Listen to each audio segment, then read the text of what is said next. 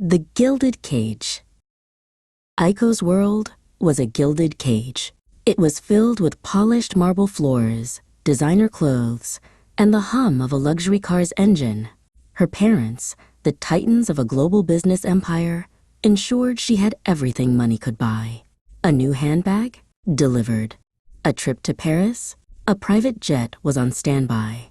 Yet, as she stared at her reflection in the glass of her penthouse, she saw not the heiress everyone else saw, but a girl who felt like a ghost in her own life. "We're so proud of you, darling," her father's voice echoed from his phone, a familiar sound. He didn't look up from his screen as he handed her a small velvet box. "This is for you, a little something to celebrate your graduation." Inside, a diamond necklace glittered, but Aiko's gaze was fixed on the screen in his hand, where a stock ticker scrolled endlessly. The next morning, Aiko found herself at the city's main train station, a place she had only ever passed in her chauffeur-driven car. She wasn't carrying a designer bag, but a small, scuffed leather suitcase that had belonged to her grandmother.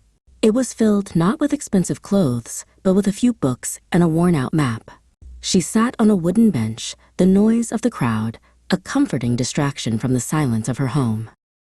She remembered a promise made years ago. "When we have a break, we'll take the train to see the cherry blossoms," her mother had said, her voice full of excitement. But the break never came. The cherry blossoms bloomed and faded, and Aiko learned that promises, like flowers, could wilt under the weight of a busy schedule. Aiko bought a ticket to the end of the line, a small town she had never heard of. As the train pulled away from the station, the towering skyscrapers of her city began to shrink in the distance. She watched them disappear, a slow exhale of all the pressure she had carried for so long. The world outside the window was a blur of green and blue, a welcome change from the gray concrete she was used to. The train slowed to a stop, and Aiko stepped onto a platform that felt like a different world. The air was fresh, and the only sound was the chirp of a few birds. The station was small and charming, with a few flower pots hanging from the eaves. She took a deep breath, the scent of rain and damp earth filling her lungs. She followed a cobblestone path to a small cafe with a bell that jingled when she pushed the door open. An elderly woman with a kind smile greeted her from behind the counter. Aiko ordered a simple cup of tea and a slice of cake. The woman hummed a tune as she worked, and for the first time in a long time, Aiko felt a sense of belonging. Later that evening, sitting on a bench overlooking a quiet river, Aiko called her parents. "I'm in a small town," she said, her voice steady. "I just wanted to tell you. I'm okay. I'm happy." She didn't ask them to come. She didn't ask for anything at all. She just told them the truth of her heart.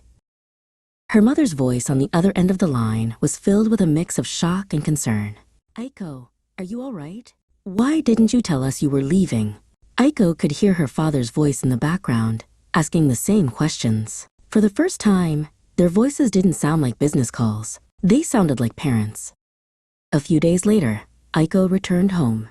Her parents were waiting for her at the door, not with a new gift, but with a simple home-cooked meal on the dining room table. They didn't talk about business. They talked about her trip, about the cafe, about the quiet river. They were finally, truly, there. And as Aiko sat with them, she realized that this was the most valuable thing they could ever give her.